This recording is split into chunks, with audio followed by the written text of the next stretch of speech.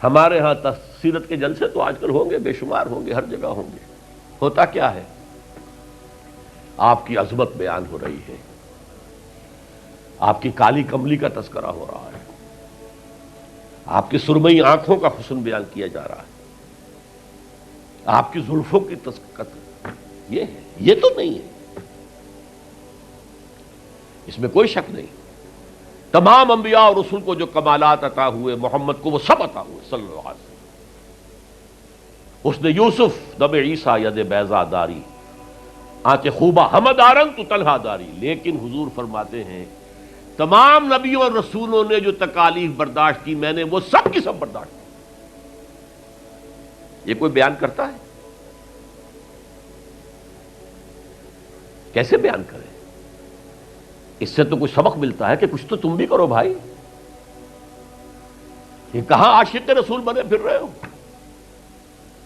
کہاں عید میلاد النبی بنا رہے ہو؟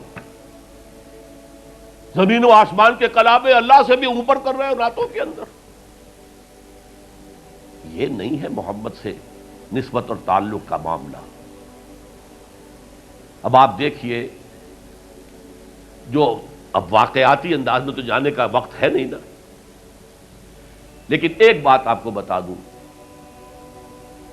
دشمنوں نے اقرار کیا ہے کہ تاریخ انسانی کا عظیم ترین انقلاب محمد نے برپا کیا صلی اللہ علیہ وسلم. M N Roy of India, member of communist international, اس نے 1920 میں تقریر کی لاہور میں، بریڈلا ہال میں، دی ہسٹوریکل رول آف اسلام. وہ کتاب اب بھی انڈیا میں چھپتی ہے. اس نے کہا تاریخ انسانی کا عظیم ترین انقلاب محمد نے برپا کیا صلی اللہ علیہ وسلم. اور اس نے کہا یہ ندی فتوحات نہیں تھیں. فتوحات تو سکندر نے بہت کر دی تھی، اٹیلا نے بہت کر دی تھی، چنگیز نے بہت کر دی تھی. وہ بروٹ فورس تھی، وہ وحشی قوت تھی. اور محمد کی فتوحات اور ان کی امت کی فتوحات سے نئی تہذیب دنیا میں آئی، نئی روشنی دنیا میں آئی، نئے علوم ایجاد ہوئے، دنیا منور ہو گئی. بہت عمدہ کتاب ہے، ہسٹوریکل رول آف اسلام. 1980 کے قریب کتاب چھپی امریکہ میں، دی 100 a selection and gradation of the 100 most influential personalities of human history. تاریخ انسانی کا دھارا بہتا ہے، ہم بھی اس میں بہ رہے ہیں، جدھر بہ رہا ہے ہم بھی بہ رہے ہیں. چلو تم ادھر کو ہوا ہو جدھر کی. کچھ لوگ ایسے ہوتے ہیں کہ جو دھارے کا رخ بدلتے ہیں. بہنے والے تو سب ہیں، لیکن اس دھارے کے رخ کو بدلنے والا کوئی ہوتا ہے.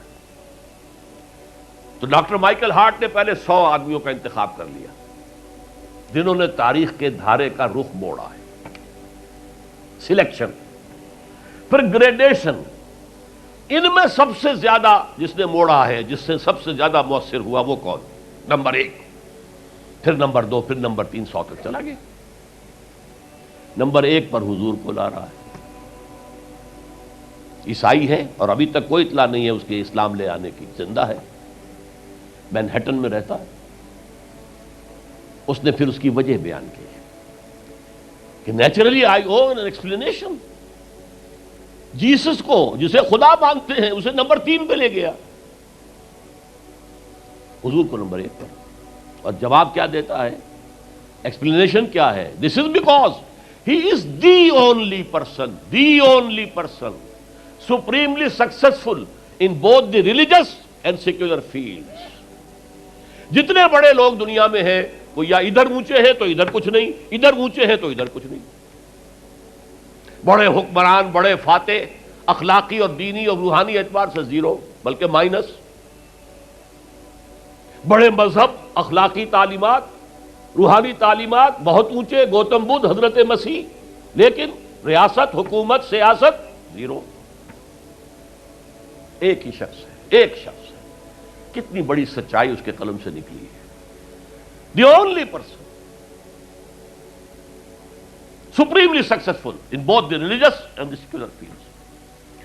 بہرحال یہ سمجھیے کہ تکمیل رسالت کا یہ مرحلہ ہے، یہ مظہر ہے۔ اگر حضور نے اس کو قائم کر کے نہ دکھایا ہوتا تو کہا جا سکتا تھا کہ ٹھیک ہے جی نظام تو بڑا اچھا ہی ہے، لیکن یہ انہونی بات ہے، بھلا کوئی بات ہے؟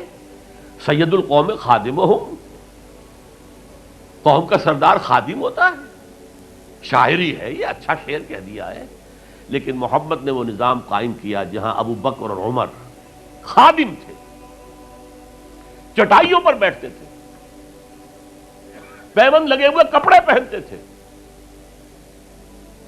رات کو گشت کے دوران کسی عورت کے کراہنے کی آواز آئی ہے، پتہ کیا، معلوم ہوا کہ درد ذہن میں ہے اور کوئی اٹینڈ کرنے والا نہیں ہے، فوراً گھر گئے، اپنی بیوی کو لے کر آئے، فرسٹ لیڈی، اور اس نے مڈ وائف کا کام کیا ہے۔ ایک اور جگہ دیکھا، بچوں کو رونے کی آواز آئی، پوچھا کیا ہے؟ ماں نے کہا کہ میرے پاس کھانے کو کچھ نہیں ہے، بچے بھوک سے بلک رہے ہیں، اور میں نے یہ صرف ہانڈی چڑھا دی ہے چولہے کے اوپر کے دھوکہ دینے کے لیے کہ کچھ پکا رہی ہوں، تھوڑی دیر میں روتے دھوتے سو جائیں گے۔ کانپ گئے، گئے بیت المال، وہاں سے ایک بوری آٹے کی لی، اپنے کندھے پر، غلام سے کہا میرے کندھے، اس نے کہا میں نہیں چلتا ہوں حضرت، نہیں، قیامت میں تم میرا بوجھ نہیں اٹھا سکو گے، اپنے کندھے پر بوری لگ کر گئے ہیں، وہاں جا کر کھانا پکوایا ہے۔ یہ سید القوم خادم ہوں،